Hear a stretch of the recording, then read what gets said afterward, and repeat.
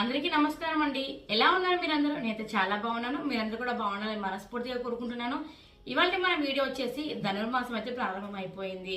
ఇప్పుడు చాలా మంది ఏమనుకుంటారు, ఇప్పుడు శుభకార్యాలు లేవు, అసలు ఇవి మంచి రోజులు కావచ్చులే అని కొంతమంది పూజ చేయడం కూడా ఆపేస్తారు.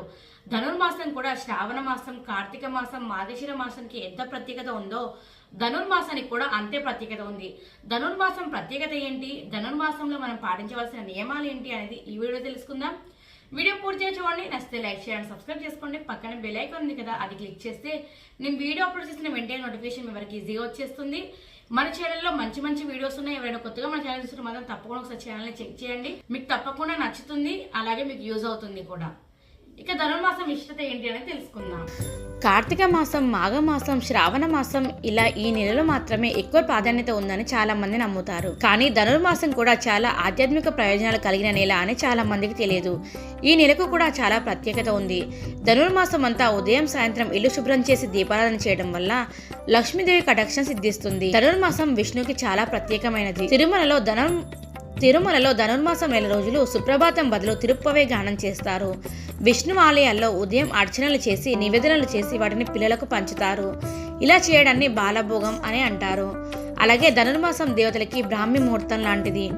ఈ మకర, కర్ణాటక సంక్రాంతులలో స్నాన, దాన, హోమ, వ్రత పూజలు చేయడం చాలా మంచిది. ధనుర్మాసం వచ్చిందంటే ఆలయాల్లో పండుగ వాతావరణం నెలకొంటుంది. విష్ణుమూర్తికి ప్రీతికరమైన మాసం కావడం వల్ల వైష్ణవులు ధనుర్మాస వ్రతం ఆచరిస్తారు. గోదాదేవి ధనుర్మాసం అంతా విష్ణు వ్రతం చేపట్టి స్వామిని కీర్తించింది. ఈ ధనుర్మాసంలో సూర్యాలయాలు, వైష్ణవాలయాలు సందర్శించడం చాలా మంచిది.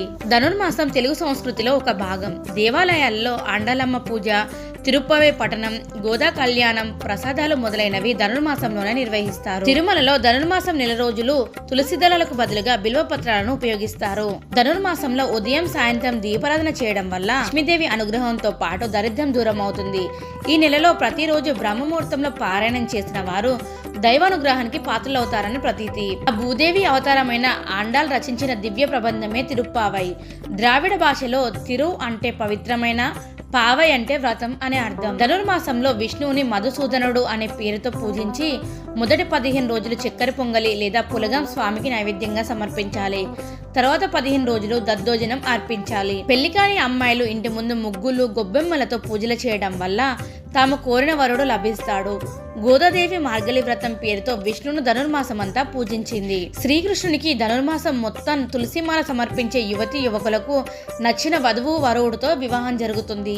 ధనుర్మాస వ్రతం దీని గురించి మొదట బ్రహ్మదేవుడు నారద మహర్షికి వివరించినట్లు మన పురాణాలలో ఉంది.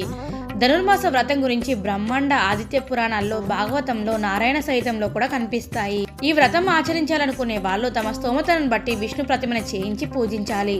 ప్రతిరోజు సూర్యోదయానికి ముందే స్నానాలు పూర్తి చేయాలి. పంచామృతాలతో మహావిష్ణువుని అభిషేకించి తర్వాత తులసి దళాలు, పూలతో అష్టోత్తర సహస్రనామాలతో స్వామిని పూజించి నైవేద్యం సమర్పించాలి. నెల రోజులు చేయలేని వాళ్ళు 15 రోజులు లేదా 8 రోజులు లేదా ఒక్క రోజైనా చేసుకోవచ్చు. ధనుర్మాస వ్రతం చేయడం వల్ల ఈ కామ, లోభ, మోహ సుఖాలన్నీ వదిలేసి మోక్షం పొందుతారు.